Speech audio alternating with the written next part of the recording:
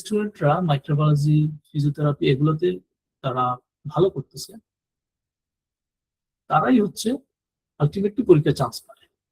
পরীক্ষায় যারা আমাকে নক করে জানতে চায় যে ভাই কত স্কোর হলে আমি চান্স পেতে পারি, আমার থার্ড ইয়ারের স্কোরে তো আমার হচ্ছে ডিপ্লোমার থার্ড ইয়ারের স্কোরে তো আছে, আমি হচ্ছে পরীক্ষা অ্যাডমিশন টেস্টে কত পেলে চান্স পেতে পারি। তো মোস্ট অফ স্টুডেন্ট অ্যানালাইসিস করে দেখা যায় তাদেরকে 80+, 84, 85 এরকম স্কোর করতে হয়।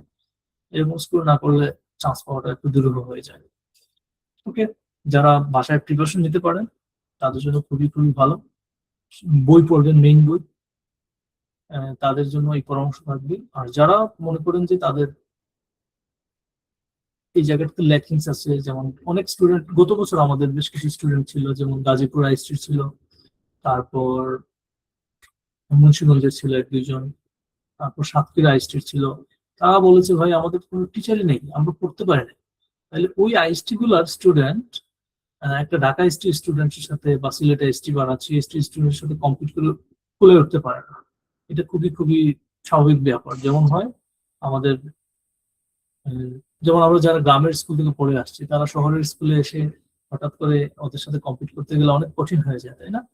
তো এটা আমরা খুলে উঠতে পারি না। কেন পারি না?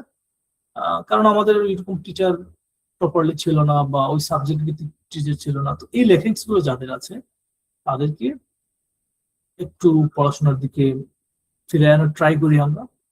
আরেকটা জিনিস হয়, সেটা হচ্ছে এনভায়রনমেন্ট। যেমন আপনি ধরেন একটা পিয়ার গ্রুপের সাথে থাকতেছেন, একটা গ্রুপের সাথে আছেন, তারা সবাই পড়াশোনা করতেছে, আপনি দেখতেছেন আপনি পড়তেছেন না, তখন আপনার মাইন্ড কিন্তু আপনাকে অটোমেটিক্যালি পড়ার দিকে মুভ করাবে। আবার সেম জিনিস, আপনি পড়াশোনা করেন কম, আপনি এক্সামে ইভালুয়েশন পাচ্ছেন, আপনার পড়াশোনা কত দূর কি হচ্ছে। আমাদের প্রত্যেকটা ক্লাস শেষে যখন এক্সাম হয় তখন আপনি বুঝতে পারবেন যে আপনার থেকেও ভালো স্টুডেন্ট এই ক্লাসে আসে। এবং হচ্ছে যখন আমরা আস্তে আস্তে আরো ব্যাচ গুলো অ্যাড হয়, যেমন আপনারও প্রথম ব্যাচ এবং আপনাদেরকে মানে যারা মানে ভর্তি হবেন আর কি, বা যারা অলরেডি ভর্তি হয়েছেন, তাদেরকে নিয়ে আমরা লম্বা সময় ধরে পড়াশোনা করবো। তারপরে আরো ব্যাচ অ্যাড হবে, আরো স্টুডেন্ট আসলে দেখবেন ও আমি এতদিন ধরে পড়তেছি, এখন দেখা যায় এই স্টুডেন্ট গুলো তো আরো ভালো। তখন একটা স্পিরিট গ্রো করে। তো এনভায়রনমেন্ট ইজ এ ফ্যাক্ট, তখন আপনাকে বাধ্য করে যে আরো বেশি ভালো পড়াশোনা করার জন্য। তো এটা আমি প্রথমে একটু আলোচনা করে নিলাম যে যারা মনে করতেছেন আসলে I am very good student and I am good enough confident, তো তাদের জন্য আসলে কোচিং বা এরকম ফ্রি ক্লাসে আসার খুব একটা প্রয়োজন মনে করি না। তারা নিজেরাই ঘরে প্রস্তুতি নিতে পারেন। অনেকে নক দেন যে ভাই প্রস্তুতিটা কিভাবে নেব। আমি যখন 2018 সালে ভর্তি পরীক্ষা দিই, তখন আমি একটা গাইড বই কিনেছিলাম। তো গাইড বইটাতে এত বেশি ভুল ছিল যে আমি গাইড বই পড়াই বাদ দিয়ে দিয়েছিলাম। আমি শুধুমাত্র যেটা করেছি যে বিগত সালের যে প্রশ্নগুলো ছিল এই প্রশ্নগুলো অ্যানালাইসিস করেছি, আমি ওই প্রশ্নগুলোই করেছি। প্রশ্নগুলো পড়ার পর আমি বই ধরেছি, আমাদের যে সেলিমেজার বই আছে বা যে যে বইটা পড়েছেন ফার্স্ট ইয়ারে, শুধুমাত্র ফার্স্ট ইয়ারের বইগুলো আমি পড়েছি। Anatomy, physiology, community medicine, microbiology. পড়ার পরে মনে হয়েছে, আমি যখন বই পড়তেছি তখন আমার মনে হচ্ছে যে এই জায়গা থেকে প্রশ্ন আসতে পারে, কারণ আমি অলরেডি কোয়েশ্চেন অ্যানালাইসিস করেছি। তো যারা এই প্রশ্নটা আমাকে করেন, ইনবক্সে করেন, তাদেরকে আমি এই পরামর্শটা দিয়ে থাকি এবং আজকে আপনাদেরকে দিলাম যে কোয়েশ্চেন অ্যানালাইসিস করবেন, মূল বইটা পড়বেন। কারণ গাইড বই পড়ে অনেক মিস ইনফরমেশন থাকে এবং দেখা যায় টাইপ রাইটারের ভুলের কারণে অথবা রাইটারের নলেজের ল্যাকিংস এর কারণে, যে কোনো কারণেই হোক, দেখা যাচ্ছে এই জায়গাটাতে গিয়ে স্টুডেন্ট একটা ভুল তথ্য মুখস্থ করে এবং পরীক্ষার পরে সে কনফিডেন্টলি পরীক্ষা দিয়ে আসে এবং বলে যে আমি 80 থেকে 90 স্কোর পাবো, আমার বইয়ের আনসারের সাথে হুবহু মেলে। কিন্তু অ্যানালাইসিস করতে গিয়ে দেখা যায় তার আনসারটা ভুল। পরে বলে আমার বইয়ে অরিজিনাল। আমাদেরকে অনেক স্টুডেন্টরা নক করে পরীক্ষার পর যে ভাই আমার তো আপনারা একটা সলিউশন দিলেন, এটাতে বলতেছেন এটা সঠিক, বাট এই বই আছে ভুল। আসলে এটা কোনো রেফারেন্স বই না, এটা হচ্ছে একটা গাইড বই। তো আমি সবসময় প্রমোট করি আপনি আপনার যে বই পড়েছেন, ক্লাসেও যেটা পড়েছেন, ওইগুলো অনেক এলাবোরেট থাকে, অনেক কিছু এক্সপ্লেন করা থাকে, ওইগুলো পড়বেন। মাথায় যত বেশি আহ, পড়াশোনা রাখবেন তত ভালো পরীক্ষা দিতে পারবেন। ওকে, তো এই ছিল ভর্তি পরীক্ষার প্রস্তুতি নিয়ে আপনাদের সাথে আলোচনা। এখন আমি একটু যেটা আমাদের যে কোর্স করাই, আমরা কিভাবে করাই, এটার একটা গ্লিমস বা একটু অংশ আপনাদেরকে কভার করবো। যে ঠিক ওইটাও না, আমরা আসলে ক্লাসে আরো একটু এলাবোরেটলি পড়ি, আর এখানে একটু সংক্ষিপ্ত আকারে যে লাস্ট ইয়ারের প্রশ্নগুলো কিরকম আসছে, তো এটা একটু যদি আপনি দেখেন আমার সাথে আরো 15-20 মিনিট, তাহলে হবে কি আপনি বুঝতে পারবেন যে আপনার এই নলেজ গুলো আছে কিনা বা আপনি গুড এনাফ কনফিডেন্ট কিনা পরীক্ষার জন্য। তো এটা একটু দেখতে পারেন। ইন দ্য মিনটাইম যদি কারো কোনো প্রশ্ন থাকে আমাকে অবশ্যই করবেন। আমি জাস্ট আনমিউট করে প্রশ্ন করবেন, আমরা ক্লাস করে করে ইন দ্য মিনটাইম প্রশ্নগুলোর আনসার করবো। ওকে, তো সরি, এটা হচ্ছে অনেক পুরনো একটা লোগো ছিল আমাদের আইপিএইচ এর একটা প্রোগ্রামের। তো এটা সম্ভবত 2024 সালে একটা স্লাইড রেডি করেছিলাম, ওইটাই নিয়েছি এখান থেকে। তো আমি একটু পরীক্ষার মার্ক ডিস্ট্রিবিউশন নিয়ে কথা বলি। পরীক্ষাতে ডিপ্লোমাদের জন্য, যেহেতু এই ক্লাসটা ডিপ্লোমাদের জন্য, মূলত মার্কসটা হচ্ছে যেভাবে দেখতে পাচ্ছেন স্ক্রিনে, স্ক্রিনটা দেখা যাচ্ছে তাই না? কেউ একজন এনশিওর করবেন স্ক্রিনটা কি দেখা যাচ্ছে কিনা।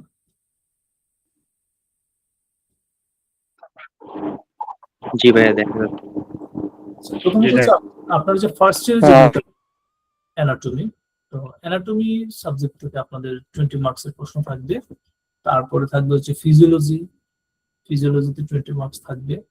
তো এই অ্যানাটমি ফিজিওলজিতে যেটা সমস্যা হয়, ফিজিওথেরাপি আর রেডিওলজির বেশ ভালো একটা দখল থাকে অ্যানাটমি আর ফিজিওথেরাপিতে, তাই না? তারা হচ্ছে সারা বছরই দেখা যায় ফিজিওথেরাপিরা ফিজিওলজি, অ্যানাটমি, বিভিন্ন মাসেল টাসেল এগুলো নিয়ে পড়াশোনা করে।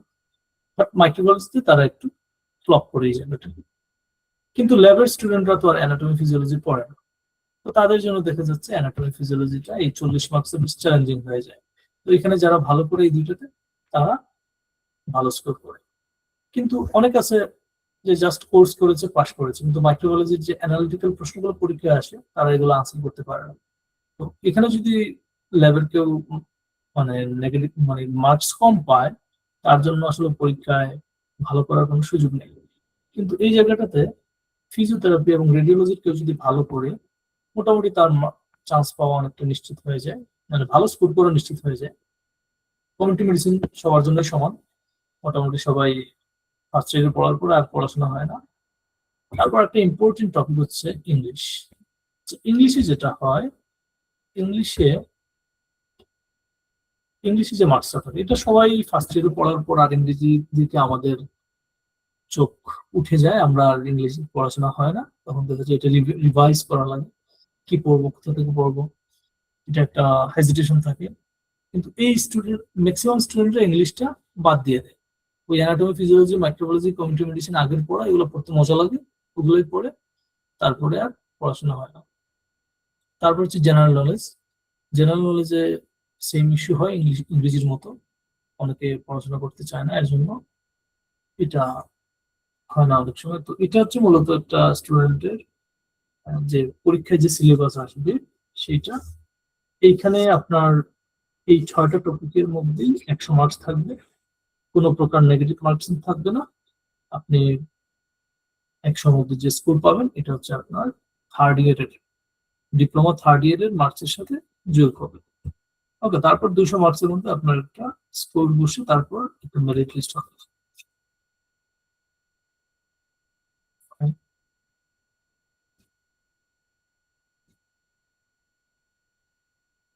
হ্যাঁ, তো আমি হচ্ছে আজকে একটু 20 মার্কসের কথা বলবো, এবং আমি এই স্টেকে মূলত মাইক্রোবায়োলজিটা দেখি, সাথে কিছু ফিজিওলজির কিছু অংশ, যেমন টেস্ট রিলেটেড যে অংশগুলো আছে, এবং ব্লাডের যে চ্যাপ্টারটা আছে, এইগুলো কিছু কিছু অংশ আমি দেখে থাকি। তাছাড়া মূলত মাইক্রোবায়োলজি অংশটাই দেখি। মাইক্রোবায়োলজিতে আমরা কিছু ইম্পর্টেন্ট টপিক দেখি, যেমন ব্যাকটেরিয়ালজি, যেমন যেখানে ব্যাকটেরিয়া নিয়ে আলোচনা হয়, স্টেরিলাইজেশন, প্যারাসাইটোলজি, ইমিউনোলজি, ভাইরোলজি, মাইক্রোলজি, মূলত এইগুলো থেকেই প্রশ্ন থাকে। এবং ডিপ্লোমাতে আমরা যা পড়েছি মাঝে মধ্যে দেখা যায় এগুলো থেকে একটু অ্যাডভান্স প্রশ্ন করতে হয়। কেন করতে হয়? কারণ ডিপ্লোমা আমরা ম্যাক্সিমাম কিভাবে পড়েছি, কেউ একজন বলেন তো আমরা ডিপ্লোমা পাস করি কিভাবে? Third year, second year, first year, আর কোনো ধারণা আছে কিভাবে পাস করি?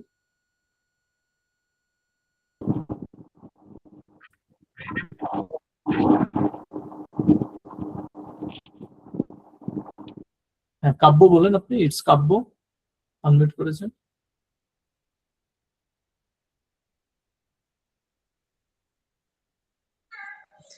স্যার বেশিরভাগই হচ্ছে বিগত সালের কোয়েশ্চেন গুলা মুখস্থ করে বেশিরভাগই, মানে ম্যাক্সিমামই। কেবলমাত্র আমার মনে হয় 10% হচ্ছে বইটা ভালোভাবে পড়ে, আর 90%ই হচ্ছে বিগত সালের কোয়েশ্চেন গুলা মুখস্থ করে। ওকে, থ্যাংক ইউ সঞ্জিতা। আমি এক্স্যাক্টলি এই কথাটাই বলতে চাচ্ছিলাম। কারণ আমরা হচ্ছে যেটা করি যে সিনিয়রদের কাছে পরামর্শ চাই যে ভাই কি করবো। তখন সিনিয়র বলে তুমি এক কাজ করো, লাস্ট 5 বছরের প্রশ্নগুলো অ্যানালাইসিস করো, এবং আলটিমেটলি কিন্তু এই 5 বছরের প্রশ্ন যদি কেউ ভালো করে পড়ে, সে কিন্তু মোটামুটি রিটেনে ভালো একটা স্কোর করে ফেলে। এবং কদাচিৎ কিছু এক্সেপশনাল প্রশ্ন আসে, যা যে প্রশ্নগুলো হয় একদম এক্সেপশনাল স্টুডেন্টদের জন্য। ইভেন মাঝে মধ্যে 90% প্রশ্নই চলে আসে আপনার এই বিগত সালের প্রশ্নগুলো থেকে। এইটাতে যেটা হয়, আমাদের নলেজটা লিমিটেড হয়ে যায়। এটাকে আমি খারাপ বলছি না, কারণ আমরা চ্যাপ্টার ওয়াইজ জিনিসগুলোকে অ্যানালাইসিস করি কম, সারা বছর ক্লাস করি, আড্ডা দেই, খেলাধুলা করি। পরীক্ষার আগে আমরা ঠিক 1 মাস থেকে 1.5 মাস, কিন্তু 2 মাস আগে একটু সিরিয়াস হই। বিশেষ করে ছেলেদের ক্ষেত্রে এটাই হয়, আর মেয়েরা একটু আগে থেকে পড়াশোনা করে। করলে দেখা যায় হয় কি, জাস্ট কয়েকটা বছরের, কেউ 3 বছর, কেউ 5 বছর, তার টার্গেট অনুযায়ী যার প্ল্যান হচ্ছে কোনো মতে পাস করবো 50% মার্কস নিয়ে, সে 3 বছর, কখনো 2 বছরও পড়ে। কেউ কেউ আবার হচ্ছে 5 বছর, 7 বছরের প্রশ্নগুলো অ্যানালিসিস করে পড়াশোনা করে, নোট করে। নলেজটা লিমিটেড হয়ে যায়। এর জন্য হচ্ছে আমাদের কিছু এক্সট্রা পড়াশোনা করতে হয়। যেমন আপনারা লাস্ট ইয়ারের প্রশ্নটা দেখবেন, লাস্ট ইয়ারের প্রশ্নটা বেশ ইজি ছিল, কিন্তু এর আগের কিছুর প্রশ্ন, লাস্ট ইয়ারে আমি ছিলাম হচ্ছে আপনাদের পরীক্ষার হল গাইডে ছিলাম, এতে ছিলাম কি বলে জেনারেল স্টুডেন্টদের ওইখানে। বাট এর আগের বছর লাকিলি আমি ছিলাম ঢাকা এসটির এক্সাম ইনভিজিলেটর হিসেবে ছিলাম। ওইখানে যেটা হয়েছে, আমি দেখি স্টুডেন্টরা, অনেক স্টুডেন্ট মানে আমাকে প্রশ্ন করতেছে, আমাকে চিনেও না। ইভেন ওই হলে 1-2 জন মনে হয়েছিল আমাদের পরিচিত স্টুডেন্ট। তাছাড়া অনেক স্টুডেন্ট, তারা প্রশ্ন করতেছে যে স্যার এটা প্রশ্নটা কেন, প্রশ্নই বুঝতে পারছি না। তো কারো যদি সুযোগ হয়, আপনি গত বছরে আগের বছর, দ্যাট মিনস 2000, লাস্ট পরীক্ষা হলো কবে, 25 তো হলো নাকি?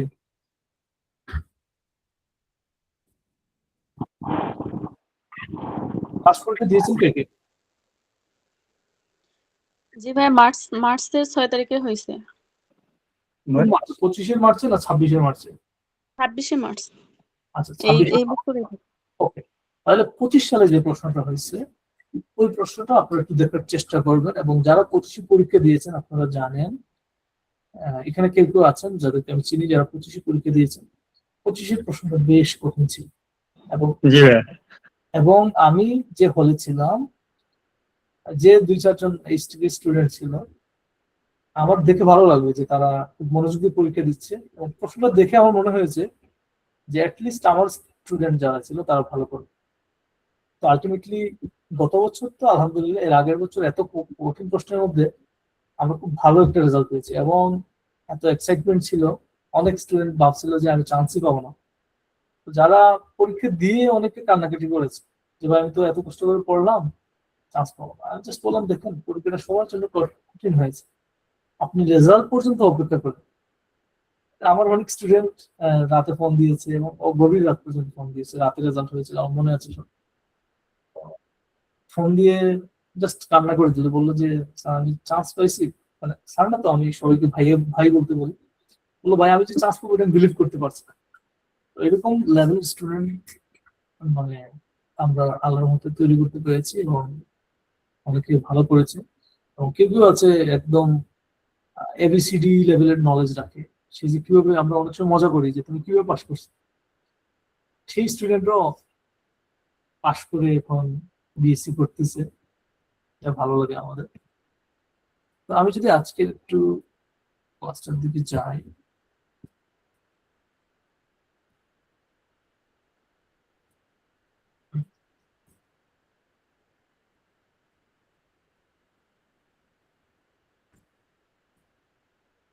ওকে, আমি একটু ব্যাকটেরিওলজি নিয়ে আলোচনা করি। তো আপনারা যারা আছেন ক্লাসে একটু দেখার ট্রাই করেন, যারা আগে ছিলেন এগুলো আপনাদের জন্য পরিচিত স্লাইড, নতুন কোনো কিছুই না। যারা নতুন একদম তারা একটু দেখলে হয়তো বুঝতে পারবেন যে কি আসে পরীক্ষা। আগের যেগুলো স্লাইড এগুলোই রয়ে গেছে, এগুলোই বাট ক্লাসগুলো আপডেট হচ্ছে। বাট এই ক্লাসটা আসলে পুরোনো যে স্লাইডটা রয়ে গেছে সেটাই আছে। তো এটা হচ্ছে মূলত একটা প্রশ্ন অ্যানালাইসিস, মানে বেশ কয়েকটা বছরের প্রশ্ন অ্যানালাইসিস। সব প্রশ্ন তো নেওয়া সম্ভব না, আমি ওখান থেকে বেছে বেছে কিছু মাইক্রোবায়োলজির প্রশ্ন নিয়েছিলাম আর কি মূলত সেখান থেকে। তো এখানে একটা প্রশ্ন এসেছিল কোনো এক বছরে যে মনোট্রাইকাস ব্যাকটেরিয়া। তো মনোট্রাইকাস মানে আপনারা সবাই হয়তো জানেন যে মনোট্রাইকাস, যখন আপনার মনোট্রাইকাস ওয়ার্ডটা দেখবেন এবং বুলেট ওয়ার্ড গুলো কিন্তু আমি মার্ক করে দিয়েছি যে আপনার মাথায় কি আসবে। মনোট্রাইকাসের সাথে আপনার মাথায় আসবে অ্যামফিট্রাইকাস, পেরিট্রাইকাস, লোফোট্রাইকাস, তাই না? মানে আপনি বুঝে ফেলেছেন যে এটা হচ্ছে একটা কিসের কি রিলেটেড বলেন তো এটা। Single flagellated bacteria. আপনি মোটামুটি ফ্লাজেলেটেড ব্যাকটেরিয়া মাথায় চলে আসছে। তো এখানে চারটা অপশন দেওয়া থাকে এ বি সি ডি। হ্যাঁ, এতে একটা অপশন দেওয়া আছে, বি তে একটা দেওয়া আছে, সি তে আছে, ডি তে দেওয়া আছে। ওইখান থেকে আপনাকে চয়েস করতে হবে কোনটা। তো আপনি যদি পড়ে থাকেন ভিব্রিও কোলারি, ভিব্রিও কোলারি যদি আপনি পড়ে থাকেন আপনি জানেন। এবং যদি আমি একটু ভিজুয়ালাইজ করি, ভিব্রিও কোলারি মূলত এটা যদি একটা ব্যাকটেরিয়া হয়ে থাকে বা এটি যদি একটা ব্যাকটেরিয়া হয়ে থাকে, এটার সাথে একটা একটা ফ্লাজেলা থাকে। তো এই শেপটাকে আমরা কোনোভাবে কি কমা শেপ বলতে পারি? কমা, বাংলায় যে কমা বলি বা ইংরেজিতে যে কমা বলি, কাইন্ড অফ কমা শেপ, তাই না? এটি কিন্তু মনোট্রাইকাস ব্যাকটেরিয়া মানে তার একটা ব্যাকটেরিয়ার গায়ে একটা ফ্লাজেলা থাকে। এই ফ্লাজেলার কারণে তাকে মনোট্রাইকাস, মনো মানে এক, তাই না? মনো মানে আমরা জানি এক। তারপরে হচ্ছে এইটা কিন্তু অনেক সময় ব্যাকটেরিয়ার শেপ যখন আমরা পড়ি তখন আমরা পাই কি পাই, বেসিলাই, কক্ষাই, হ্যাঁ, এরকম আমরা একটা শেপ পাই যেটা হচ্ছে ভিব্রিও। ভিব্রিও কোনটাকে বলে? যেটা কমা শেপ। আমরা যখন ক্লাস করি, যখন পড়ি, তখন কিন্তু এগুলো একটা আরেকটার সাথে কানেক্টেড হয়ে যায়। তখন আপনার ব্রেইনে এমনিতেই ভিজুয়ালাইজ হয়ে যাবে, ও ভিব্রিও কোলেরা, এটা তো কমা শেপ। কমা শেপ কারণ ব্যাকটেরিয়ার সাথে একটা ফ্লাজেলা আছে, তাহলে এটা মনোট্রাইকাস। এবং আপনাকে ডিসিশন নিতে হবে কিন্তু খুবই দ্রুত, কারণ পরীক্ষায় সময় মাত্র প্রতিটা প্রতিটা প্রশ্নের জন্য আপনি পাবেন সম্ভবত কত সেকেন্ড পাওয়া যায়, 40 সেকেন্ডের মতো নাকি, মানে ইনক্লুডিং আপনার প্রশ্ন দাগানো। কারণ আপনার সময় থাকে হচ্ছে 60 মিনিট। আপনাকে 60 মিনিটে আপনার কত সেকেন্ড, 60 × 60, 3600 সেকেন্ড ভাগ হচ্ছে 100, 36 সেকেন্ড। মানে প্রতিটা প্রশ্নের জন্য আপনি যদি পুরা 1 ঘন্টা সময় ধরেন, মাত্র 36 সেকেন্ড পাবেন সময়। 36 সেকেন্ড আপনি কেন পাবেন না? কারণ হচ্ছে আপনার পরীক্ষায় আরো দেখা যাবে রেজিস্ট্রেশন সাইন করতে হয়, অ্যাটেন্ডেন্স শিট, টিচার আসবে, ইনভিজিলেটর এসে কি করবে, আপনার ফেস মিলাবে, অ্যাডমিট কার্ডের সাথে আপনি ঠিক পারছেন কিনা, অথবা আপনার হচ্ছে সিগনেচার ঠিক আছে কিনা, হ্যাঁ, ইনভিজিলেটরকে সাইন করে দেবে। এগুলোতে প্রায় দেখে যায় 2-3 মিনিটের মতো সময় চলে যায়, বা কোনো ইস্যু হইলে তখন আরো বেশি সময় যায়। তো আপনাকে মোটামুটি 35 সেকেন্ডস এর মধ্যে ডিসিশন নিয়ে নিতে হবে, বৃত্ত বরাদ করে ফেলতে হবে, এবং মানে আনসার শিটে বৃত্ত বরাদ করে ফেলতে হবে, এবং কারেক্ট হয়েছে কিনা এটা দেখতে হবে। আর একবার বরাদ করে ফেললে আর কিন্তু কোনো সুযোগ নেই। ওকে, তো আমি নেক্সট প্রশ্নতে যদি যাই, এখানে লেখা আছে কি গ্র্যাপ লাইক স্ট্রাকচার। গ্র্যাপ মানে কি? গ্র্যাপ মানে হচ্ছে, গ্রেপস মানে কি বলেন তো? আঙ্গুর। হ্যাঁ, গ্রেপস আর সাওয়ার, মানে আঙ্গুর ফলটা, তাই না? তো এই যে গ্র্যাপ লাইক ক্লাস্টার, একটা ক্লাস্টারের কথা বলছে। ক্লাস্টার মানে একত্রিত হয়ে থাকা। আর গ্রেপ মানে কি? আঙ্গুরের মতো একত্রিত হয়ে থাকে। কিছু ব্যাকটেরিয়া আছে যারা সবসময় আঙ্গুরের মতো থোকায় থোকায় থাকতে পছন্দ করে, যেমন এইভাবে থাকতে পছন্দ করে, একটার সাথে একটা, একটার সাথে আরেকটা, এইভাবে থাকতে পছন্দ করে। এটাকে বলতেছি গ্রাফ লাইক স্ট্রাকচার, মানে আঙ্গুরের থোকার মতো। এই স্ট্রাকচার কোন ব্যাকটেরিয়াতে পাওয়া যায়? তো এখানে যে কারেক্ট অপশন ছিল সেটার আনসার ছিল স্টেফাইলোকোকাস। আমরা জানি স্টেফাইলোকোকাস হচ্ছে গ্রাফ লাইক স্ট্রাকচার। আরেকটা স্ট্রাকচার আছে যেমন স্ট্রেপ্টোকোকাস। স্ট্রেপ্টোকোকাস, স্ট্রেপ্টোটা কিরকম থাকে? স্ট্রেপ্টো আপনি যখন মাইক্রোস্কোপে দেখবেন, আন্ডার মাইক্রোস্কোপে, তখন দেখবেন একটার সাথে একটা, একটার সাথে একটা, এইভাবে চেইন ফর্মে আছে। হ্যাঁ, এগুলোকে বলা হচ্ছে চেইন ফর্ম। তো এটাকে বলা হচ্ছে স্ট্রেপ্টো। আবার কেউ কেউ আছে যেমন দুইটা দুইটা করে থাকে, এগুলোকে বলা হচ্ছে কি বলে, গণকক্কাস। হ্যাঁ, তো এই যে একটা ওয়ার্ড, এইটা মানে যে আপনাকে শুধু গ্রেড লাইক স্ট্রাকচার করতে হবে এমন না, আপনাকে একই সাথে মনোকক্কাস চিনতে হবে, গণকক্কাস চিনতে হবে, তারপর চেইন ফর্মে কারা থাকে এটা জানতে হবে। শুধু এটা জানলাম এটা হলো না, এটার সাথে লিঙ্ক যা আছে সব জানতে হবে। এরপরের প্রশ্নটা একটা পরীক্ষা আসছিল, যেমন অ্যারোবিক ব্যাকটেরিয়াম। অ্যারোবিক ব্যাকটেরিয়ামটা কি? যারা হচ্ছে এয়ারের মধ্যে বসবাস করতে পারে, যে ব্যাকটেরিয়া গুলো বাতাসের মধ্যে থাকে বা বাতাসে তারা গ্রো করতে পারে। তাহলে আপনার মাথায় আসবে অ্যারোবিক, নন অ্যারোবিক, মাইক্রো অ্যারোফিলিক। তারপর নন অ্যারোবিক কারা আছে, তারা তাহলে অ্যারোবিক যেহেতু অক্সিজেনের প্রেজেন্সে গ্রো করতে পারে না, তাহলে তারা কোথায় গ্রো করবে? এই জিনিসগুলো আপনার মাথায় চলে আসবে। অ্যারোবিক ব্যাকটেরিয়ার এক্সাম্পল আমরা পেয়েছি মাইক্রোবিয়াম টিউবারকুলোসিস অথবা ভিব্রিও কলেরা, এগুলো হচ্ছে অ্যারোবিক। এবং আরো অ্যারোবিক ব্যাকটেরিয়া আছে, কিছু কিছু আছে নন অ্যারোবিক, সেগুলো সম্পর্কে আমাদেরকে জানতে হবে। তারপর ধরেন একটা প্রশ্ন আসছিল, এগুলো কিন্তু হুবহু প্রশ্ন, আমি জাস্ট এগুলোকে সেন্টেন্স আকারে এখানে প্রেজেন্ট করেছি, যে the colour of staphylococcus aureus colonies in nutrient agar media. প্রশ্ন আসছে যে একটা নিউট্রিয়েন্ট আগার মিডিয়া, এটার মধ্যে স্টেফিলোকক্কাস অরিয়াস কলোনিজ গুলো কি কালারে আসে? তো এটার আনসার ছিল হচ্ছে গোল্ডেন ইয়েলো। এখন যারা হচ্ছে ল্যাবে কখনো যাননি, কাজ করেননি মাইক্রোবায়োলজিতে, তারা তো নিউট্রিয়েন্ট আগার মিডিয়াই চিনবেন না, তাই না? এটা খুবই স্বাভাবিক ব্যাপার। তারপরে কলোনিটা কিভাবে আসতেছে, এটা তো একটা আমার কাছে মনে হচ্ছে কল্পনাও করতে পারতেছেন যে জিনিসটা কিভাবে হচ্ছে। তো আমি মোটামুটি ট্রাই করি যে আপনারা নিউট্রিয়েন্ট আগার মিডিয়া কোনটা, blood agar media, MacConkey agar media যেগুলো আছে, এগুলোতে আমরা কিভাবে কলোনিটা দেখি, এটা কোনটা দেখে আমি বলবো গোল্ডেন ইয়েলো। যদি আপনি এটা চিনে ফেলেন একবার, তাহলে আপনার জন্য এটা কোনো দুঃস্বপ্নের মতো লাগবে না, এটা আপনার কাছে খুব ইজি লাগবে। এবং মোটামুটি আমি যাদেরকে গাইড করেছি সবাই ফিডব্যাক দিয়েছে, এবং আপনারাও যারা কোর্সে আছেন বা করবেন, আপনারাও বলবেন একটা সময় যে ভাই মাইক্রোবায়োলজিটা অনেক ভয় পেতাম, কিন্তু আল্লাহর মতো এখন ভালোই লাগে পড়তে, আনন্দ লাগে। তো এটাও কোনো অ্যাডভান্স নলেজ না, কিন্তু বেসিকেরও বেসিক। তো এই বেসিকেরও বেসিকটাই আমরা পড়ে নিই, তারপর অ্যাডভান্স নলেজ তো আসলে আমি নিজেও পারবো না। তো একটু অ্যাডভান্স পড়তে হবে, একটু অ্যাডভান্স পড়লে পাওয়া যাবে, কয়েকদিন পড়লে আস্তে আস্তে এটা মজাটা বুঝে যাবে। এবং যারা লেগে থাকে তাদের জন্য আসলে একটা সময় গিয়ে এটা একদম পানির মতো সহজ হয়ে যায়, যে এটা বেসিক জিনিস, এটা জানতে খুব একটা ব্যাগ প্রবাহিত হয়। আচ্ছা, আমি একটু দ্রুত যাই। এরপরে এক্সোটক্সিন থেকে প্রশ্ন আসছে, যেমন টক্সিন থেকে এক্সোটক্সিন, অ্যান্ডোটক্সিন। কারা অ্যান্ডোটক্সিন প্রডিউসিং ব্যাকটেরিয়া, কারা এক্সোটক্সিন করে, এক্সোটক্সিনের কোন ব্যাকটেরিয়া দ্বারা কোন টক্সিন বের হয়, এটা অনেক সময় পরীক্ষায় আসে। সিজেলা নিয়ে প্রশ্ন আসে, সিজেলাটা জিনিসটা কি? সিজেলা একটা ব্যাকটেরিয়া যার কারণে ডায়রিয়া হয়। কোন ডায়রিয়াটা হয়? তো বলতে পারবেন সিজেলার জন্য কোন ডায়রিয়া হয়?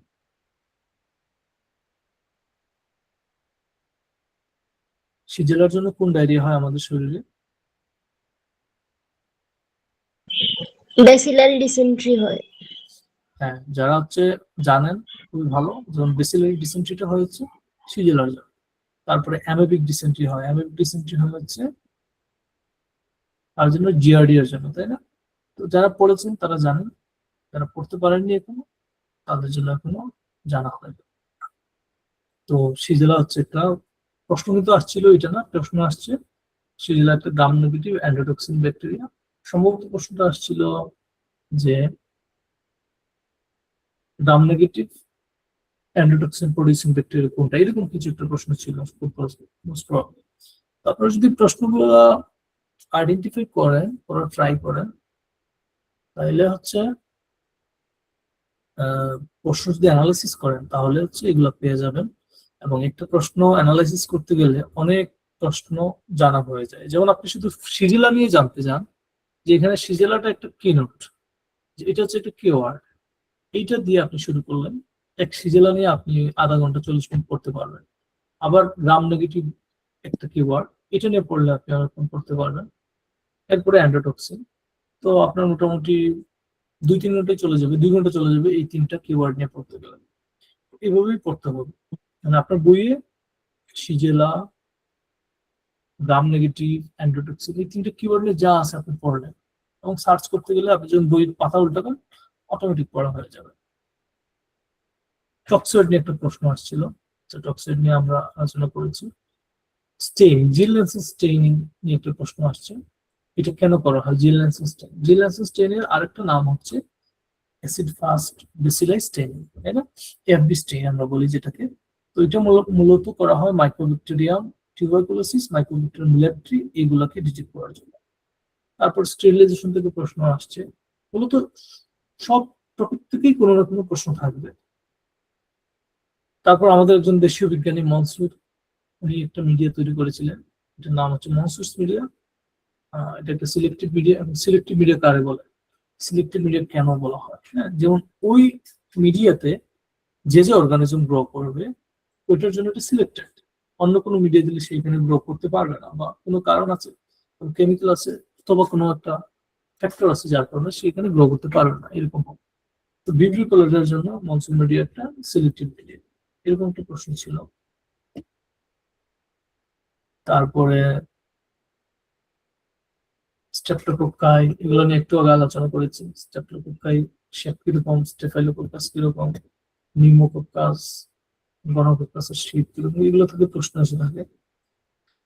আমরা একটু আগে ফ্লাজেলা নিয়ে একটু আলোচনা করেছিলাম। ফিমব্রিয়া আর একটা জিনিস আছে, যেমন ব্যাকটেরিয়ার গায়ে লম্বা যেটা থাকে এটা হচ্ছে ফ্লাজেলা, আর ছোট ছোট চুলের মতো যেগুলো থাকে এগুলো হচ্ছে ফিমব্রিয়া। তো এখান থেকে কিছু প্রশ্ন আসে, এবং প্রতি বছরই সেম সেম প্রশ্ন আসে এমনটা না, ওইটা রিলেটেড এদিক সেদিক করে প্রশ্ন আসে। MacConkey agar media, MacConkey agar is a selective and indicator media. Selective media কোনটা, ইন্ডিকেটর মিডিয়া কেন বলতেছে এটাকে, এবং কোন ব্যাকটেরিয়ার জন্য কোনটা সিলেক্টিভ কোনটা ইন্ডিকেটর মিডিয়া, প্রশ্নটা আসছিল মনে হয়। MacConkey agar is a selective and indicator media for E coli, Salmonella, Shigella, Vibrio. মোটামুটি এন্টারোব্যাকটেরিয়াসি যারা আছে বা গ্রাম নেগেটিভ ব্যাকটেরিয়ার জন্য ম্যাককনকি একটা সিলেক্টিভ মিডিয়া, এবং একই সাথে সে কিছু কিছু ব্যাকটেরিয়ার জন্য সে একটা ইন্ডিকেটর মিডিয়া, সে কোনো একটা কিছু ইন্ডিকেট করে।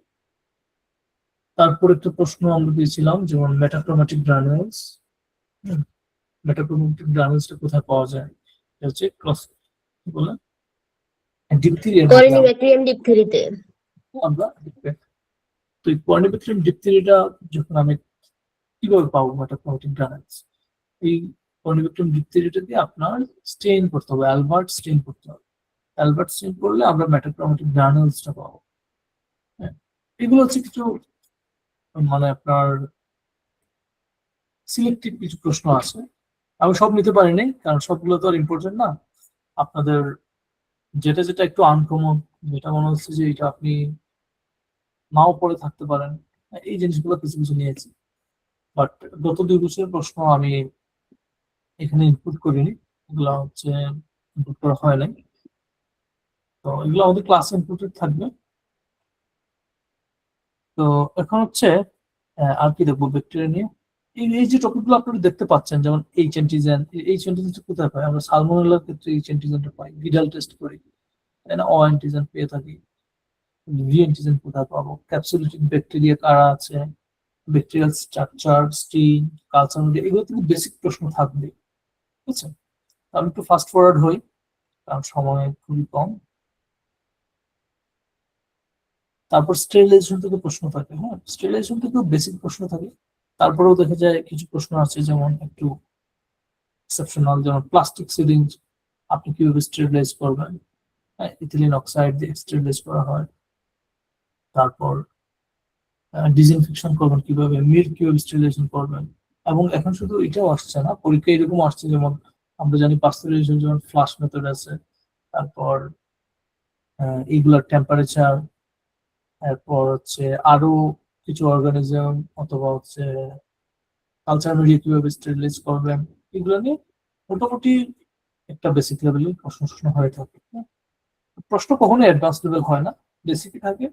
বেসিক হওয়ার কারণে আসলে অনেক বেশি মার্কস পাওয়া লাগে। অনেক বেশি মার্কস পেতে গেলে আপনাকে 2-1টা যেগুলো কঠিন এগুলোকে পারতে হবে। আর সবাই বেসিক 70-75 অনেকেই পারে, কিন্তু 80+ সবাই পারে না। আর যারা 80+ তুলতে পারে, 80-85, তাদেরকে আসলে মেরিট লিস্টের বাইরে নিয়ে আসা কঠিন হয়ে যায়। ওকে, তার পরবর্তীতে যদি আমি একটু দেখি, যেমন ভাইরোলজি। ভাইরোলজি হচ্ছে আমরা অনেক সময় ব্যাকটেরিয়া নিয়ে কাজ করি, আমরা ফাঙ্গাস নিয়ে মাঝে মাঝে ল্যাবে কাজ করি, আমরা ল্যাবের অনেকেই জানি। ভাইরাস নিয়ে আমাদের ল্যাবে আসলে কাজ হয় খুব কম। যে কাজগুলো হয় সেগুলো সেরোলজিক্যাল অথবা ইমিউনোলজিক্যাল কাজ হয়, কিন্তু ডিরেক্ট ভাইরাস কালচার বা ভাইরাসের স্ট্রাকচার নিয়ে পড়াশোনা হয় খুবই কম। তার জন্য ভাইরাসটা অনেকের জন্য কঠিন লাগতে পারে। যেমন একবার একটা প্রশ্ন আসছিল যে ভাইরাস হচ্ছে কোনটার প্রতি sensitive. Virus is sensitive two দিয়ে 4টা অপশন ছিল, যেমন ইন্টারফেরন অপশন ছিল, এবং ইন্টারফেরনটা ছিল হচ্ছে ভাইরাসের জন্য সেন্সিটিভ সেন্সিটিভ প্রোডাক্ট। বাকিগুলো যেমন আপনি যদি অ্যান্টিবায়োটিক নিয়ে আসেন বা অ্যান্টিফাঙ্গাল ড্রাগ নিয়ে আসেন ভাইরাসের ইনফেকশনে, সেখানে তো সে সেন্সিটিভ হবে না। সেক্ষেত্রে হচ্ছে ইন্টারফেরন ছিল ভাইরাসের সেন্সিটিভ। তারপরে ডিএনএ ভাইরাস কোনগুলো, আরএনএ ভাইরাস কোনগুলো, এগুলো কমন প্রশ্ন আসে। তারপরে কিছু সেন্সিটিভ প্রশ্ন চলে আসে, কোনটাকে কি সেন্সিটিভ বলা হয়। তারপর NS1, যেমন নন স্ট্রাকচারাল প্রোটিন 1, এটা কখন পজিটিভ পাবেন। যেমন আমরা জানি ডেঙ্গু জ্বরের ক্ষেত্রে প্রথমে পজিটিভ পাওয়া যায় হচ্ছে NS1 অ্যান্টিজেন, তাই না? তারপরে কি পাওয়া যায়? IgM পাওয়া যায়, মানে যাদের অ্যাকিউট ইনফেকশন, যাদের হচ্ছে ক্রনিক ইনফেকশন হয় বা অনেক লম্বা দিন হয়ে গেছে ইনফেকশন, তাদের হচ্ছে IgG পাওয়া যায়। তো এই প্রশ্নগুলো পরীক্ষায় এসে থাকে। তারপর HIV ভাইরাসের ক্ষেত্রে যখন HIV ভাইরাস ইনফেক্টেড হয়, তখন আমরা সে কাকে ইনফেক্ট করে, CD4 লিম্ফোসাইটকে ইনফেক্ট করে। এবং হচ্ছে আমরা HIV ইনফেক্টেড পেশেন্টের ক্ষেত্রে CD4 কাউন্ট করে থাকি অনেক সময়। আর এই HIV ভাইরাসটা হচ্ছে রিভার্স ট্রান্সক্রিপ্টেজ এনজাইম থাকে এর শরীরে। হ্যাঁ, তো এগুলো নিয়ে আমরা হচ্ছে আরো বিস্তারিত পড়াশোনা করবো। প্যারাসাইটোলজি হচ্ছে একটা ইম্পর্টেন্ট টপিক থাকে। প্যারাসাইটোলজিতে ডার্মাটোফাইট, যারা পড়েছেন প্যারাসাইটোলজি নিয়ে তারা জানেন ডার্মাটোফাইট একটা ভেরি ইম্পর্টেন্ট অর্গানিজম। তো মানুষের শরীরে ডিজিজ করার জন্য রিংওয়ার্ম যেটা করে চলে। হ্যাঁ, তারপর কালাজ্বরের জন্য K39 ডিজিজ থাকে। এই প্রশ্নটা, এই সবগুলোই প্রশ্ন আসছে কোনো না কোনো পরীক্ষায়, এগুলো আসছে। হ্যাঁ, তারপর কালাজ্বরের জন্য লিশমিনিয়া একটা এই কজেটিভ এজেন্ট। প্যারাসাইটোলজিটাও আমাদের পড়া হয় কম, কারণ শুধুমাত্র লেবে যারা পড়ে তারা স্টুল আরএমই পর্যন্ত যেতে পারে, এবং স্টুল আরএমইতে খুব বেশি যে প্যারাসাইট নিয়ে পড়ার সুযোগ আছে এমনটাও নয়, খুবই কম, তাই না? তো এটা নিয়ে বেশ বড় সড় একটা পড়াশোনা করতে হয়। ঠিক আছে, আর কি পড়াবো এখানে, যেমন আছে ইন্টেস্টাইনাল নেমাটোডস, স্পাইরাস লামিক্রোইডস, ট্রাইচিডিস্ট্রাইচিরা, এগুলোকে মনে রাখতে হয় কোনটা ইন্টেস্টাইনাল নেমাটোড। যে কোনো একটা পরীক্ষায় আসবে, সবগুলো অপশন তো থাকবে না, তাই না? তাহলে কি করতে হবে, আপনাকে সবগুলাই মোটামুটি মনে রাখতে হবে। টিস্যু নেমাটোড কোনগুলো আছে, হ্যাঁ। তারপর Schistosoma haematobium is a blood flukes, trematode Fasciola hepatica is a liver flukes. কোনটা কোন জায়গায় থাকে, যেমন সিস্টোসোমা ব্লাডে থাকে, ফেসিওলা থাকে লিভারে। ব্লাড নেমাটোড কোনগুলো আছে, ইউজুয়ালি ম্যাক্রোফিটিক ব্রিজে মালাই, অঙ্কোসেরা বলবোলা, স্লোলোয়া। এগুলো আসলে এখন এক একটা লাইন পড়তে গেলে এক্সপ্লেন করে অনেক সময় লেগে যাবে। আমি জাস্ট হিন্টসটা দেখাচ্ছি আপনাকে যে পরীক্ষায় প্যারাসাইটোলজি থেকে এই প্রশ্নগুলো এসেছে, অথবা দুই একটা লাইন থাকতে পারে যেটা আসতে পারে। জাস্ট এতটুকু দিয়ে আমি আসলে আপনাকে একটা ওভারভিউ দেখেছি, কারণ এগুলো সবাই জানেন। এবং যারা আমার ক্লাসে ছিলেন, যেহেতু আগের ইয়ারের স্টুডেন্ট আছে অনেকে, তারা দেখেছে এক একটা লাইন পড়তে গেলে আমাদের অনেক সময় দেখে যায় এক্সপ্লেন করতে করতে অনেক সময় চলে যায়। তারপরে পুরো ক্লাস শেষ হয় না, দেখে যে একটা ক্লাসকে আবার অন্য একদিন ক্লাস নেওয়া লাগে, এরকম হয়ে যায়। তাই এর জন্য আমি আসলে আপনাদেরকে এক্সপ্লেন করে অনেক কিছু বুঝাতে পারতেছি না এই মুহূর্তে। তারপর কিছুক্ষণ আগে আমরা সিজেলা নিয়ে পড়েছিলাম। হ্যাঁ, এই সিজেলার প্রশ্নটা আবার এখানে আসছে, যেমন প্যারাসাইটিস যেটা হয়, সিজেলার এগেনস্টে কি থাকে, অ্যান্টামিবা হিস্টোলাইটিকা। হ্যাঁ, তো এটা হচ্ছে অ্যামিবিয়াসিস করে, বা হচ্ছে আমরা যেটাকে বলি অ্যামিবিক ডিসেন্ট্রি করে। তারপর ম্যালেরিয়া একটা ইম্পর্টেন্ট প্রশ্ন আমাদের দেশের জন্য। ম্যালেরিয়া ডেঙ্গু, চিকুনগুনিয়া, এগুলো এখন আমাদের দেশের জন্য খুবই ইম্পর্টেন্ট প্রশ্ন। তারপর এই যে অ্যানাফিলিস মসকিটো, টুলিপস মসকিটো, এডিস মসকিটো, এগুলো সবাইকে আপনারা ছিলেন, কারণ এরা আমাদের দেশে অনেক রকমের ডিজিজ করার জন্য দায়ী থাকে। হ্যাঁ, তারপর হচ্ছে মাইকোলজি। মাইকোলজিতে আমরা কি পড়ি? মাইকোলজিতে আমরা হচ্ছে ফাঙ্গাস নিয়ে পড়ি। ফাঙ্গাস নিয়ে, ফাঙ্গাস থেকে খুব বেশি একটা প্রশ্ন আসে না, but দুই একটা হয়তো বা আসতে পারে, নাও আসতে পারে। But আগের টপিক গুলো থেকে যেমন ব্যাকটেরিওলজি থেকে সবচেয়ে বেশি প্রশ্ন আসে, স্টেরিলাইজেশন থেকে আসে, তারপর ভাইরাস থেকে আসে, এরপরে কি বলবো আমরা, প্যারাসাইট থেকেও আসে, কিন্তু মাইক্রোলজি থেকে প্রশ্ন খুব কম পাওয়া যায়, তারপর মাঝে মাঝে প্রশ্ন দিয়ে দেয়। তো এই যে আমি ডায়ামোটোফাইট নিয়ে আলোচনা করতেছিলাম, এটা একটা প্রশ্ন এসেছিল একবার, হিস্টোপ্লাজমা ক্যাপসুলেটম নিয়ে প্রশ্ন আসছিল বোধহয়, যে ডাইমরফিক ফাঙ্গাস কোনটা, এরকম কিছু একটা। হ্যাঁ, তারপর ফাঙ্গাল স্ট্রাকচার নিয়ে পড়াশোনা করা যায়, ফাঙ্গাল ডিজিজ যেগুলো আছে এগুলো নিয়ে আমরা, যেমন রিংওয়ার্ম একটা ইম্পর্টেন্ট ডিজিজ, এটা নিয়ে আমরা একটু পড়াশোনা করতে পারি, যেটা হচ্ছে পরীক্ষার জন্য ইম্পর্টেন্ট। সো এই মোটামুটি মাইক্রোবায়োলজি। মাইক্রোবায়োলজির সাথে আপনারা সবাই জানেন একটা টপিক থাকে, সেটা হচ্ছে ইমিউনোলজি।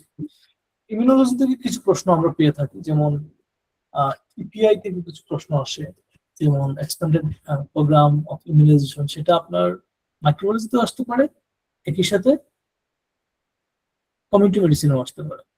তো এগুলোতে যেমন ভ্যাকসিন নিয়ে আমরা একটু পড়াশোনা করি, যে কোন ভ্যাকসিন লাইভ এটেনুয়েটেড, কোনটা ডেড ডেড ভ্যাকসিন, অথবা বিসিজি, এগুলো কমিউনিটি মেডিসিনে অনেক সময় আসে, কোন সময় কোনটা দিবেন, টোটাল কতটা ভ্যাকসিন আছে। তারপর ইমিউনোগ্লোবুলিন জি, এম, এ, ইডি, এগুলো নিয়ে খুব বেশি পড়া লাগে না, বাট ইমিউনিটি সিস্টেমটাকে একটু পড়তে হয়, কোনটা কোন ইমিউনিটি, কোনটা কোন অ্যান্টিবডি, অ্যান্টিজেন নিয়ে একটু পড়তে হয়। এবং একবার পরীক্ষার প্রশ্ন আসছিল, যেমন মন্টেক্স টেস্ট নিয়ে প্রশ্ন এসেছিল, কি প্রশ্ন এসেছিল, যে কোনটা হচ্ছে মন্টেক্স টেস্ট ও tuberculin test is a T cell mediated hypersensitivity reaction. এটা পরীক্ষায় এসেছিল একবার, যে কোনটা আপনার হাইপার সেন্সিটিভিটি রিঅ্যাকশন। তারপর অ্যান্টিজেন অ্যান্টিবডি নিয়ে বললাম, ভ্যাকসিনের type, active immunity, passive immunity, এগুলো নিয়ে অনেক প্রশ্ন এসে থাকে মাঝে মধ্যে। তো এই হচ্ছে একটা ওভারভিউ আপনাদের আজকের ক্লাসে। আর ভিডিও ক্লাস নিয়ে তেমন কোনো প্রশ্ন নেই। তো এটা একটা ওভারভিউ দিলাম আপনাদেরকে, এগুলো নিয়ে আমরা আসলে এলাবোরেটলি পড়বো, খুব বাহামরি কিছু না, আবার খুব বেসিক কিছু না। এগুলো নিয়ে পড়তে পড়তে আমাদের পরীক্ষার আগ পর্যন্ত পড়বো, এবং হচ্ছে আমাদের হয়তো বা মাঝখানে কুইক ব্যাচ, যেটাকে আমরা ম্যারাথন ব্যাচ বলে থাকি ইউজুয়ালি, তো সেটা থাকবে। তারপর এক্সাম ব্যাচ যেটা থাকবে, এগুলোতে যারা আপনারা আমাদের সাথে অলরেডি এনরোল হয়েছেন, তারা এগুলোতে একদম পরীক্ষার আগের দিন পর্যন্ত এনরোলমেন্ট ফ্রি পাবে। সো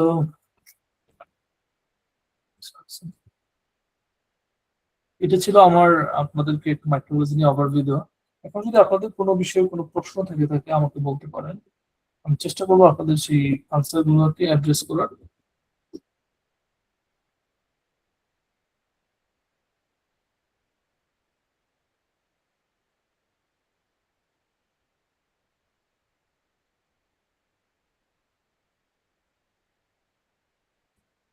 আরো কোনো কিছু জানার থাকলে বলতে পারেন, নির্দ্বিধায় বলতে পারেন, কোনো অসুবিধা নেই।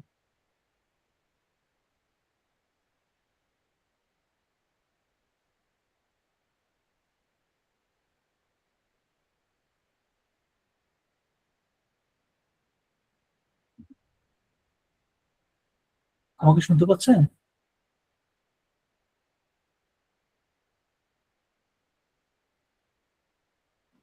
জি ভাই। আচ্ছা, ঠিক আছে। যদি হ্যালো কার, ভাইয়া, একটা প্রশ্ন ছিল। জি বলেন। এখানে তো মানে অ্যাডমিশনের জন্য কত, 3500 টাকা নাকি? হ্যাঁ, আমাদের হচ্ছে কোচিং এর জন্য আপনারা এই লং বেচে 3500 টাকা থাকবে চার্জ। আচ্ছা, এরকম কি কোনো সিস্টেম আছে যে প্রত্যেক মান্থে দেওয়ার মতো কোনো যদি স্টুডেন্ট? আপনার খুব বেশি, আমাদের, আমি একটা জিনিস বলি আপনাদেরকে, আমি তো বললাম যে কোনো ইস্যুতে আপনারা ইনবক্স করবেন, যোগাযোগ করবেন, কোনো অসুবিধা নেই। যদি কারো একান্ত কোনো ইকোনমিক্যাল কনস্ট্রেইন থাকে, সেটা কোনো অসুবিধা নেই, আপনারা আমাদেরকে ইনবক্সে যোগাযোগ করবেন। আমাকে ইনবক্স করেন বা ইমনকেও করেন, অথবা মেহেদি আছে, জুবায়ের আছে, যে কাউকেই করেন, কোনো অসুবিধা নেই। আমাকে ইনবক্স করেন, আমি আপনাকে ব্যবস্থা করে দেবো। হ্যাঁ, ওটা নিয়ে অরিড হওয়ার কিছু নেই। ঠিক আছে?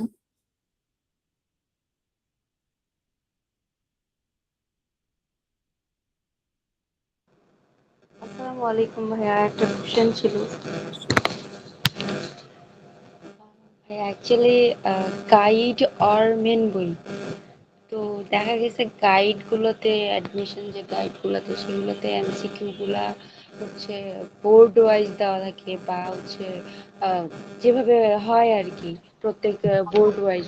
তো সেখানে মেন বইতে তো আমাদের সম্পূর্ণ ডেসক্রাইব করা থাকে। তো এইটা আমাদের পড়তে একদম মানে আমাদের এক্সাম পর্যন্ত আমাদের কম মানে মেন্টালি ঠিক রাখতে বোর্ড ওয়াইজ বেটার, নাকি হচ্ছে একদম ফুললি যে মেন বই পড়া এইটা বেটার? আচ্ছা, ঠিক আছে, আপনার প্রশ্নটা বেশ অ্যানালিটিক্যাল এবং আমি অলরেডি এটার আনসার করেছি কিভাবে প্রস্তুতি নিবেন এখানে।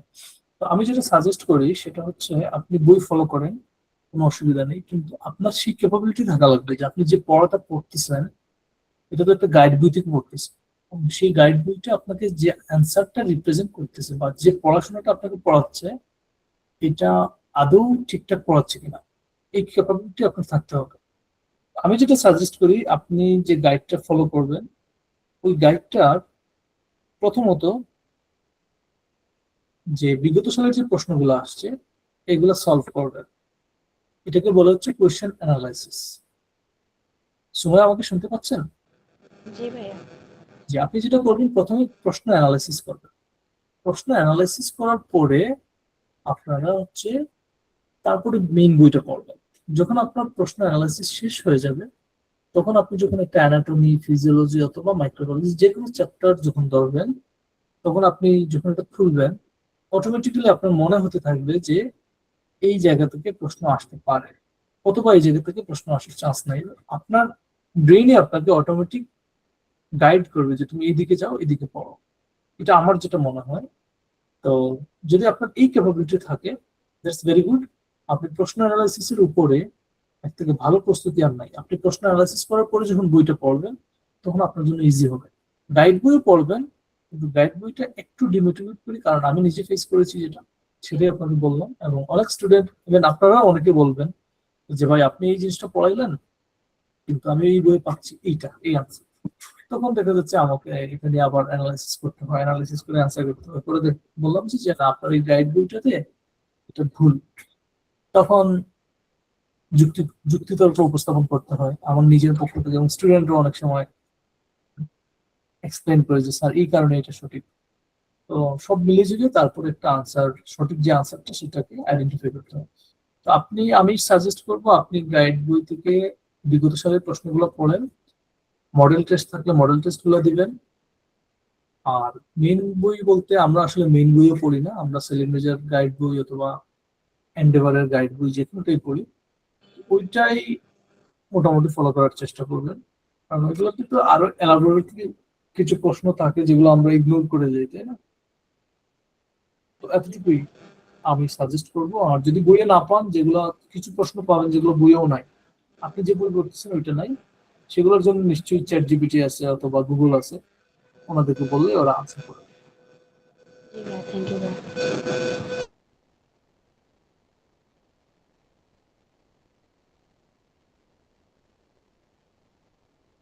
সাইমা কি আমাদের সাথে ছিলেন আগে? জি ভাইয়া, ছিলাম গত বছর। আপনার কি চান্স হয়নি? না ভাইয়া, কেন হয়নি এবার বলুন তো? ভাইয়া আমার ইংলিশটা আর হচ্ছে মাইক্রোবায়োলজিটা একটু খারাপ হয়েছিল। আপনি কি ফিজিওথেরাপি নাকি? জি ভাইয়া। আচ্ছা, ঠিক আছে। ভাইয়া আমি অলরেডি আবার এডমিশন হয়েছি কোন জায়গায়? আপনাদের এইখানেই, ও আচ্ছা, আমার 27 বুঝতে জি জি পেরেছি। ভাইয়া। ভালো করে করতে হবে, হ্যাঁ। বিশেষ করে এই দুইটা উইকনেস দেখেন, এটার জন্য কিন্তু আপনার চিংড়ি আবার করতে হবে আমার মনে হয় না, কারণ আপনি তো বুঝতেই পারতেছেন যে আপনার উইকনেসটা কোন জায়গায়। তো জি যাই ভাইয়া, হোক, ভালো হয়েছে, পরিবেশ পাবেন করবেন। কিন্তু ইনশাল্লাহ। আমি সরাসরি বলি স্টুডেন্ট হোয়াট এভার স্টুডেন্ট, যে আপনাকে ফিজিওথেরাপি স্টুডেন্টদের জন্য দুইটা ট্রিক্স, মাইক্রোবায়োলজি, ইংলিশ ভালো করতে হবে।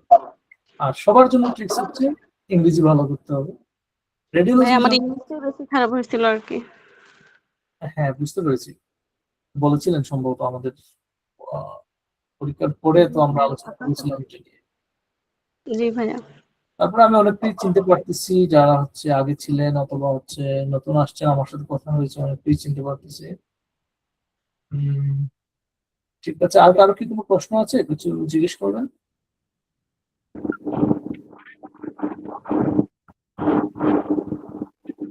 কাব্য কিছু বলবেন?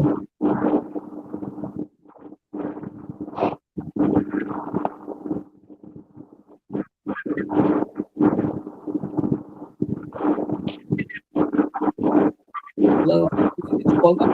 প্রশ্ন আছে?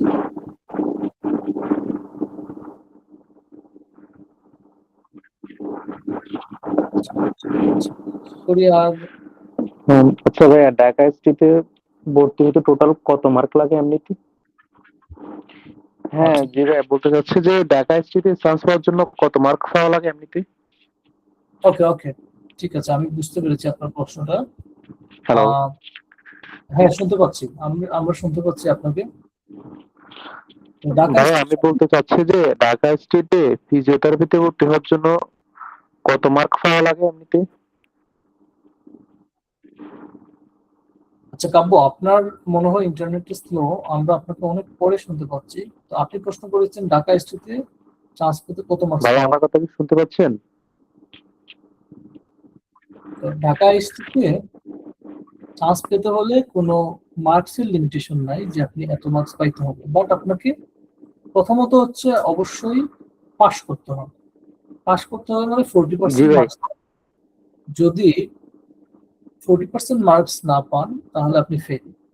যেমন অনেক সময় দেখা যায় অনেক কোটাদার স্টুডেন্ট আছে, যেমন কোটাদারা আছে না, যেমন ফ্রিডম ফাইটার অথবা হচ্ছে গভর্নমেন্ট চাকরিজীবী, তাদের হচ্ছে জি ভাই।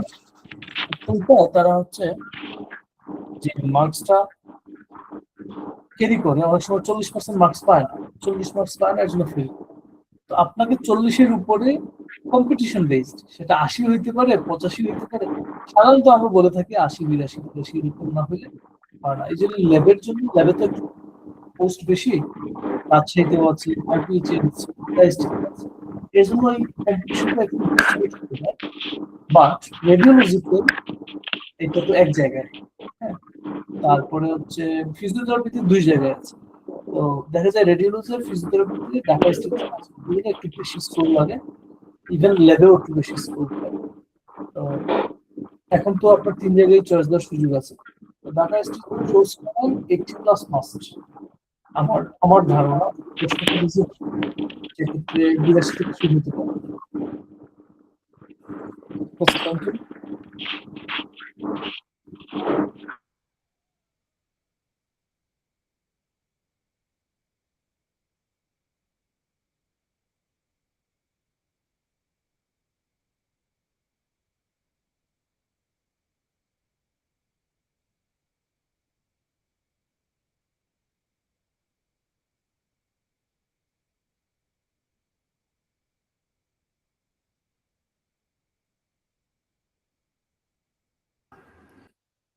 ঠিক আছে, তো আশা করি আর কারো প্রশ্ন নাই, তাহলে আমি রেখে দিতে চাচ্ছি আজকের ক্লাসটা। আর ক্লাসের একটা নোটিশ দেওয়া ছিল, সেটা হচ্ছে একটা ক্লাস টেস্ট হবে। ক্লাস টেস্ট হলে সেখানে যদি কেউ ইন্টারেস্টেড হয় ভর্তির জন্য, সবাই পরীক্ষা দিবেন। ইন্টারেস্টেড হলে, টপ স্কোরার হলে সেখানে আপনাদেরকে একটা ডিসকাউন্ট প্রোভাইড করা হবে, এরকম একটা নোটিশ ছিল। ঠিক আছে, আমি আপনাদের ক্লাসের যে টেস্টটা আছে এটা উন্মুক্ত করে দিব, আজকে রাতেই চেষ্টা করবো দিয়ে দেওয়ার।